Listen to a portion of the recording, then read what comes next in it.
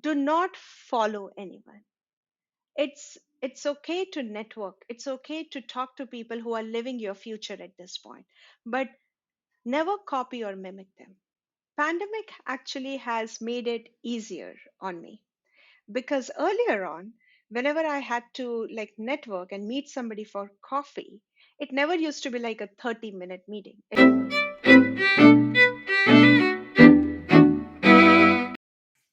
Good afternoon. Today I have with me Swapna Savant. Swapna is the Director of Engineering at Headspace and the founder of adaptUp. Welcome to Managers Club. Thanks a lot for having me here. It is wonderful to be here. It's great to have you. Swapna, tell people a little about your story, how you got into management. Yeah, sure. So, as you said, right, I am a director of engineering in Headspace Health, and currently I'm leading engineering teams, which are responsible for both enterprise partners and healthcare. 15 plus years of experience, started my career as an engineer, did my master's here in US, and eventually, honestly speaking, I realized that if I need to get my creative juices going, then I should be moving to startups instead of being in the multinational companies. And that's how I got into startups. And very passionate about diversity and inclusion. And also, one of the major thing that I'm passionate about is trying to help people step into their new roles. With that in mind, recently started adaptUp, which is a community that helps people adapt to their new roles. So, how did I get into management? Honestly, I got into management without even knowing that I wanted to get into management. It was one of those things that I was in a startup, really used to enjoy, um, like kind of pioneering latest and greatest technologies. I pioneered Golang, I pioneered React.js there.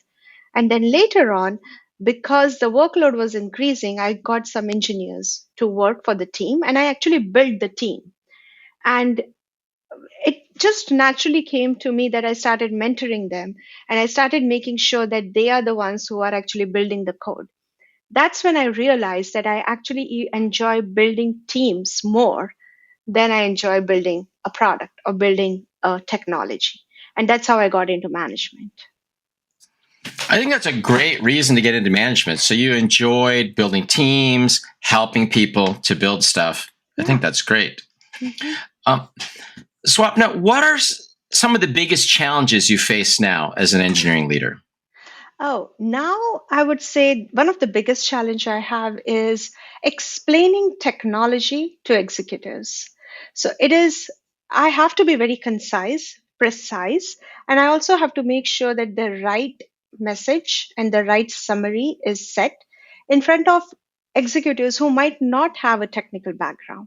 So for me, it is like I recently learned how you have to go with actually your suggestion even before telling them the problem. So for me, it was interesting to actually change my story from summarizing the issue, talking about what, talking about why, and then talking about how, to changing it to actually first talking about how and then talking about why and when, and all those questions come later on, is what I realized. That's so interesting because I think it also varies by culture too, like how you have to speak to people. And so you find that your executives, you say they want to know the how before the why. They want the solution before you explain the problem. Yeah, they basically want me to come with a solution. And they also want to make sure that the solution that I'm coming up with will help them with business continuity.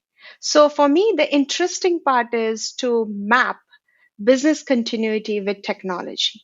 Like if I start talking about technology or technical resilience, for them, it makes much more sense when I drive it with business reasoning or I drive with operational reasoning. Whereas the engineer in me always first think about engineering aspect of it. So that's the change or in mindset that I'm learning and making sure that I understand the mindset across all the executives before I go in front of them. Got it. Got it. Um, could you share with us a lesson you've learned over the years as an engineering leader? Oh, a lesson. I would say there are many lessons I have learned over the years. But one thing that really strikes me is around never stop networking. That is one thing that I as an engineer, as an introvert myself, it is hard for me.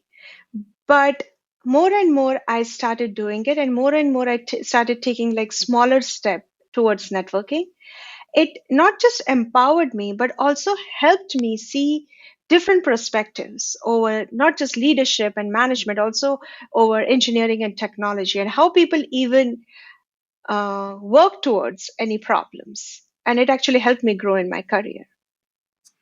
Could you say a little more about networking? Like, what do you do to network, or especially now in this period? Now we've been in this pandemic.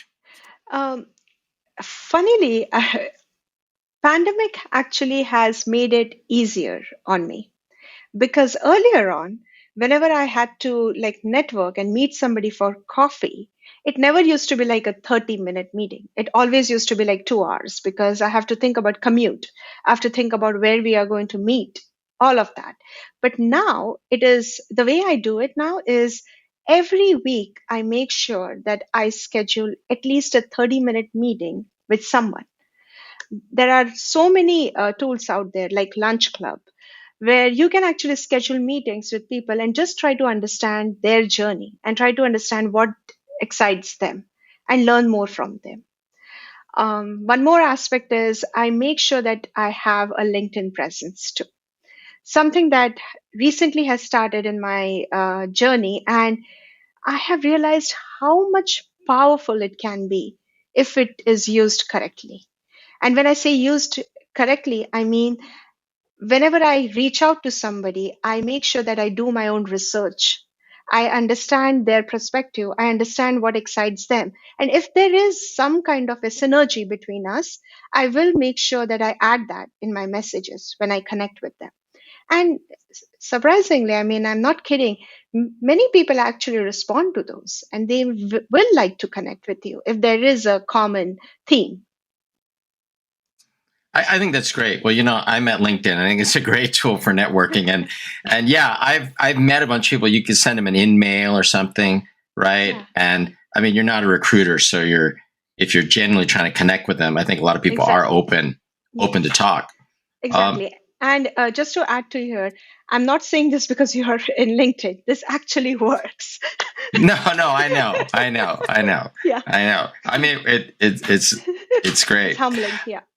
Yes. Well, since we're just talking about recruiters, then hiring is a very important function for engineering leaders. So, what's your approach to hiring? Honestly speaking, I can go on and on about hiring because for me, hiring takes a very special place in my journey. The reason for that is long time back, not in Headspace, a long time back when I was hiring or when my head of engineering said that we are hiring now, I was very excited because that was my first role as an engineering manager where I was going to open a rec. And I had spent hours perfecting my job description and everything. I posted it in the job board. But soon I realized that there was something wrong or there was something wrong in the pipeline that I was getting. I did not get any candidates with diverse background. And that is one of the reasons why hiring is something that I take very seriously because I have realized that we need to make sure that there are certain aspects to our hiring that has to be focused on all our diverse candidates out there so that they will actually reach out to us. Statistically, I mean, it's all out there, and many people have said that women account for fewer than a quarter of engineers. And most of the time, men will apply for jobs they are only 50% qualified for because they know that they bring different skill set. Whereas women would do like to check all the boxes before they even apply. They disqualify themselves. And that is one of the reasons why there are three aspects that I always look into. One is the job titles. While job titles do matter in our companies, this And they also matter outside everywhere, basically. The majority of men apply for a role regardless of whether they are full stack or back end or front end. So one thing that I make sure is all of my job descriptions are as generic as possible. The second aspect is the outreach. I always personalize my emails, and because I feel personalizing an email goes a long way. I have my recruiters who help me recruit or build the pipeline, but I will make sure that I myself go to events, I will go to conferences, and I will post my jobs in the job board out there. And the last but not the least is I make sure that my recruiters are using sourcing tools. There are a lot of sourcing tools out there which will help you engage with all kinds of talents. Yeah.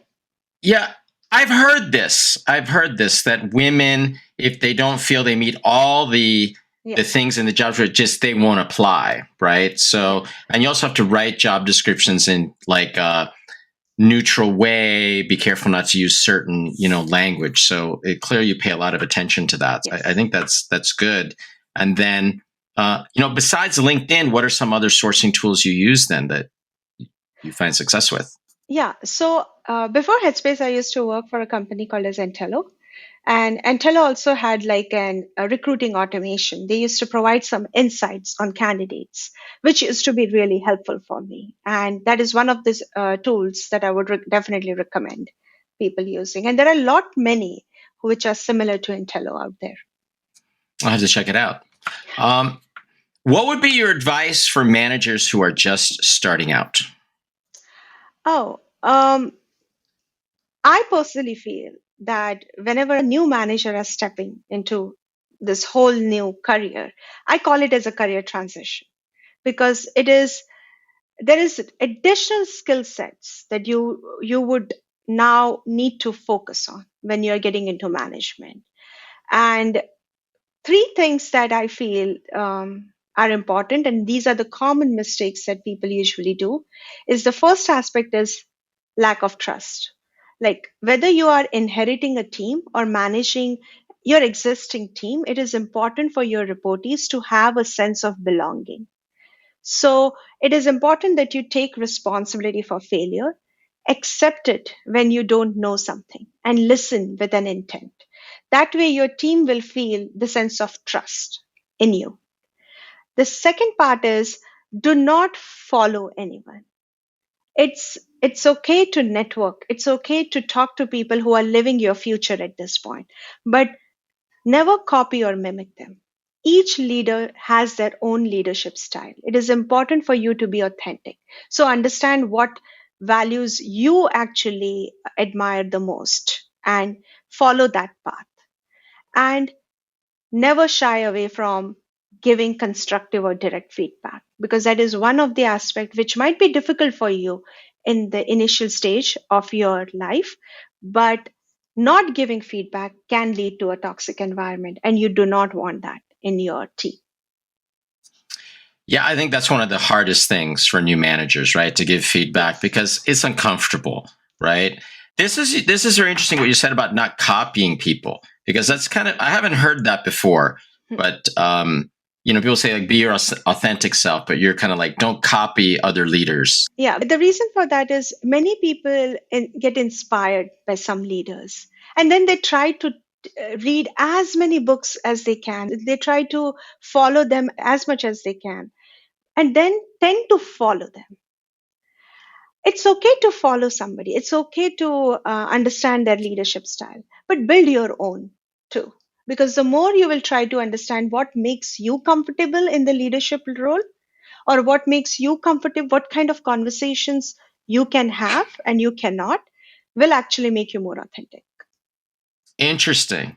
Yeah. Well, and also, I guess a lot of those leaders that people read about or they're written about, right? They're very Yeah. dramatic, let's say, some of them, right? Yes. um, interesting. Okay. Swapna, you're a director of engineering and you're also running this other project on the side. So, how do you manage your workday, all the things you have to do? Yeah. Just be very busy. if you don't mind, I will talk about how do I manage my week instead of manage my day. Sure. Yeah. Yeah, and the reason behind that is for me, this is something that has helped me work on adaptup, the project that I started, and work on my current role that I have in Headspace Health. I personally have tied my core habits and rituals together because I'm a firm believer that it ultimately shapes your days and then your career. So I always plan my week on a Sunday. And this actually happened accidentally one week where I just planned my week on that Sunday because there were too many things going on. And I realized I actually was able to achieve a lot more. And of course, I reevaluate my week every day on a Monday to make sure whatever I have planned still makes sense. And I would like to achieve that if possible. And I start my day by being offline. I would be lying if I don't. I would say that I don't check my phone or anything. That's not the case. But having said that, I also make sure I don't look at my work email or messages to be specific because I'm self aware that I tend to get easily carried away and start my work if I look at some messages and I will always be like, let me just quickly reply to something. And I set honest expectations for myself, like things I have to do and things if I do, I will be a rock star. In the past, many people had told me that set yourself in a way that, you know, aim for the moon or something like that, and you will reach at least to the stars. But that has never Yeah. worked for me. I Okay. actually set minimal expectation because if I set minimal expectation and if I get it done, I feel like a rock star. That's interesting. Yeah, because a lot of people do. They say the opposite of you, right? That they try to set a really big goal, but you try to have a conservative goal so then you feel a sense of accomplishment, Yes. right? For Of doing me, it. feeling the sense of accomplishment is necessary when I end my week because that way I feel like I have achieved something and I'm ready to take the prize of like the weekend that I have. Nice. Um, what's a personal habit that has contributed or contributes to your success? I mean, one of the thing as I mentioned earlier, my having being able to plan my week has really contributed to my success. But one more addition to that is having one-on-ones with myself has helped me. Yes, I do that. And I know it sounds weird, but once a month, I will always run a one-on-one with myself where I just talk about what are the things I achieved for this week, for this month, basically. How does the progress look like? What were my personal goals and what were my basically business goals that I was looking for? And some of the things that I have realized after doing one on ones with myself is I also have started setting up my personal goals, like smaller things that I would like to do with my family. And once I achieve that, that feels good for me too, that I'm making a significant impact both in my family and my career. That's really great. So you reflect, and I like how you say it's like a one-on-one with yourself. That's Yeah. so interesting. Um, we we touched on a couple tools earlier, right? We talked about this IntelliTool. We talked about LinkedIn and stuff. Well, Headspace is a great product too, by the way. Like Yes. it's really great. Mhm. Are there any other tools or resources or apps that maybe you like, you might recommend to engineering leaders? Genuinely, I'm very much focused into LinkedIn and Lunch Club because for me, networking really helps. I personally feel that somebody is living my future, and I would like to connect with those people and understand how their day to day is. What are the things they did to reach where they are right now so that I can learn from them? I can learn from their success, I can also learn from their failure. I see. So these meetings, you have to check out Lunch Club. I haven't heard of it, but these networking events you do with people, there were people outside your company or inside your company? Outside of my company. I see. Yeah, I'll send you the lunch club invite for sure. Okay. Are some of them like your mentors? Like once you meet them for lunch, do you like continue meeting with them or is it like one off? Yeah, it totally depends. I mean, if I really connect with them and if I feel that there is something there for both of us to keep going and keep connecting with each other, I will definitely do that. One more aspect is I also like to give back. And because of that, I am part of Plateau and I'm a mentor in Plateau. I'm a mentor in Mentorship Club also. So there I just make sure that I am available for others who want to get mentored or who want to get coached. That's awesome. I mean, you do a lot to give back. If you could recommend one book to managers, what would it be and why? So that one book, if I have to think about it, there are actually two books, not just one, but one is The Manager's Path. And The Manager's Path is all about when I started as a manager.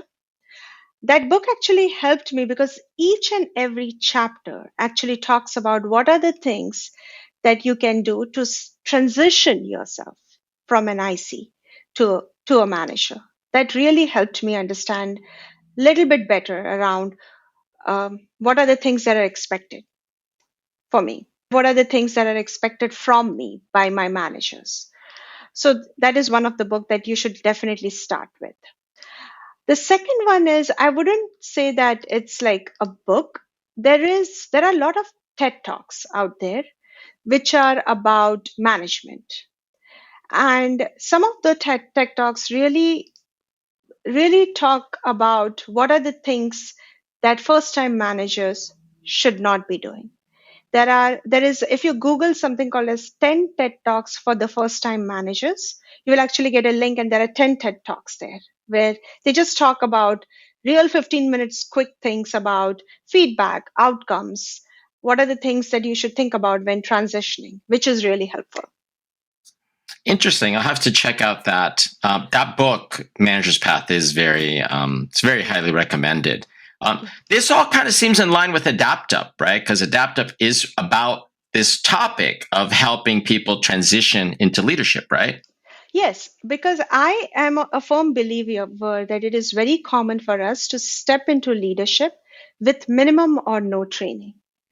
The passion and desire and motivation to make an impact is so deep rooted within us that we are willing to set foot into this unknown, knowing that there will be struggles. And the way we actually cope up with that struggle is by trying to find materials out there, trying to find books out there.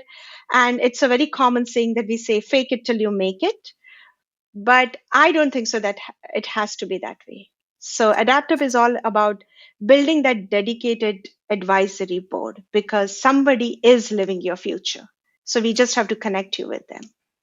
I think that's a great way to think about it. Yes, I mean, the people have done this before. They're living your future, Yeah, and you're right. I mean, when I started as engineering leader, I noticed people are generally just thrown into it with no training, no understanding. They don't even know what the job really is. yeah, Now, thankfully, these days, I mean, there are more resources, right? Like, that's one of the reasons I started my site. You've started adaptUp. There actually are some books now, like yeah, management. Those books didn't exist 5 or 10 years ago at exactly. all. Yeah. Um, as a manager, how do you go about, or what's your approach to the career development, growth, leveling up your team? Yeah. So the way I look at it is for me, every team member is different because to be very honest with you, that I did had many managers reporting to me or ICs reporting to me who were not necessarily looking for climbing the ladder or growing or getting promoted. They had different career aspirations. So that's why I don't like to set some kind of a performance plan for everybody because one size won't fit all in this case. And that's why I cater towards each and every team member. The way I do it is every month I ask them what their personal goals are. And I try to make sure that we have a plan in place which will help them grow in their personal goals that they have. Obviously, I always have 30, 60, 90 plan for all my new hires, and I have the expectation set for what it takes to make them successful in their current role. So, but apart from that, understanding their personal goals help them to actually maneuver their career path in that way accordingly. Nice. So every month you check in with them on their personal goals, like for the month or something. Yes. Yeah. So we set the personal goals at the beginning of the year, and then we just keep on checking on how they are doing with those personal goals, if they have any. Like some of my team members really like want to do some courses. Two of my team members actually want to take leadership roles. So I also made sure that they actually have mentorship outside the company so that they can even cater towards that. And then we keep on talking about that every month during our one on ones, kind of a monthly checking, which, by the way, Headspace Health also does that. We have monthly check ins with all our team members. That helps us keep in touch with all their personal goals. Okay. Yeah. Uh, what does it take to be a great engineering leader? Oh, is there anything called as great engineering leader? Uh, Or maybe better than most, right? Like a good one. uh, honest answer to this is I would say self awareness, because I personally feel you need to know what are the limitations and strengths you have. This will help you to grow and make sure that you grow a team in a way that will complement your skill set, and complement and help you with your limitations. And the second aspect is just what is the general persona that you are looking for as a professional? What kind of a leader you want to be in? So those are the two things that will help you grow in your leadership. So I would say self awareness is something that is important. Interesting. I just listened to this podcast on psychology, and it said that like 80 to 90% of people believe that they are self aware, but in reality, only like 10% are, right? There's a huge gap Yes. there, which is so interesting. Swapna, you've been really generous with your time. It's been great to speak with you. Where can people go to learn more about you if they want to connect, maybe even have lunch with you afterwards? Yeah, definitely. I mean, LinkedIn. LinkedIn is the place where I would definitely respond, and I will make sure that I will love to connect with people. And I also have adaptup.org link, which is my adaptup community. So if you want to get in touch with me, you can also reach out to me via that. Awesome. Well, again, thank you very much. And I'll put a link to those in the notes. Yeah. Thank you. Thanks a lot for having me. It was wonderful talking to you. Likewise.